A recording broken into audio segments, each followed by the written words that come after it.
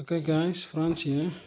I'm working on the blue Opel Rekord 3.8i and my steering rack and pinion is leaking transmission fluid.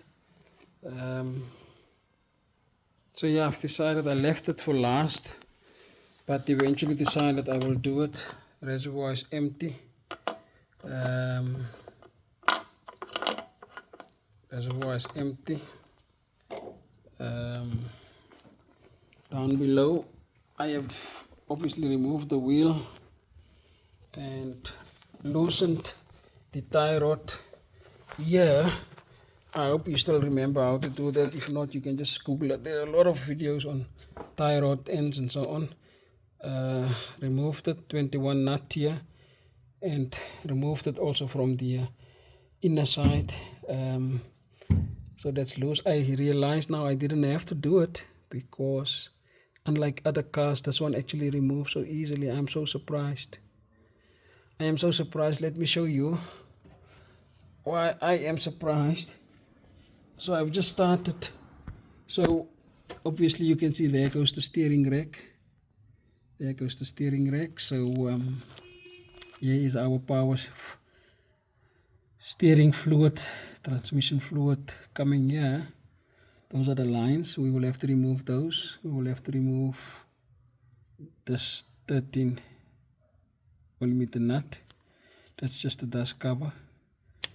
And yes guys, can you imagine? So those two power steering fluid lines from the steering rack itself, the center pin itself. Then what holds this in place to the chassis is just two bolts. Can you believe it? There's one. I've already removed it. It's actually 2/19. Here it is. Goes in there. So it's a nut and a bolt. So it goes right through this hole, through the steering rack. On the top end here is the nut. Same on the other side, and there you can see I have removed the nut. There it is. So I've jacked the car up. I've put it on jack stands and left the jack in, as you can see. So yeah, in fact that side is already loose.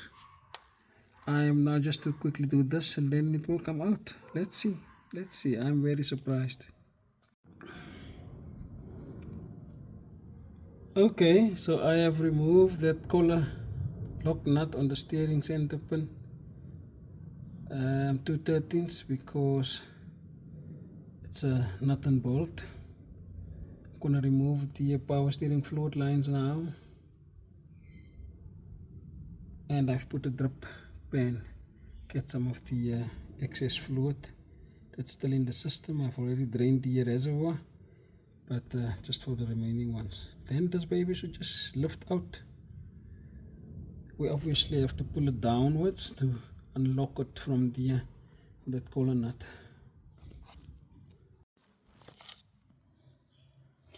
Yes, as I thought, much easier than I expected. So let's sum this up. I have disconnected the two fluid lines. One is a 17 and one is a 19. The outer side is a 17 and the other one is a 19. And I had not much of dripping. I see now there's some drips coming through. But because the reservoir was empty, there's not much to drip. But I've got my drip pen ready. So yeah, little bit of dripping coming now. I removed these two bolts. It's actually best to first remove these two lines before you remove these, because you need something to hold the rack when you turn quite strongly on these ones. So then I removed these 2/19. Like you see, that side is the other one there. And with the collar 13 out, I must actually put it back, then I know where it belongs, where to find it next time. Here is my rack out on the floor. Guys, out on the floor. I'm gonna send it in for repairs. I'm gonna check it myself, just a quick check, but inclined to have it reserviced, reconditioned. Job done guys, for now, very quick. I thought it's an hour's job, 90 minutes max.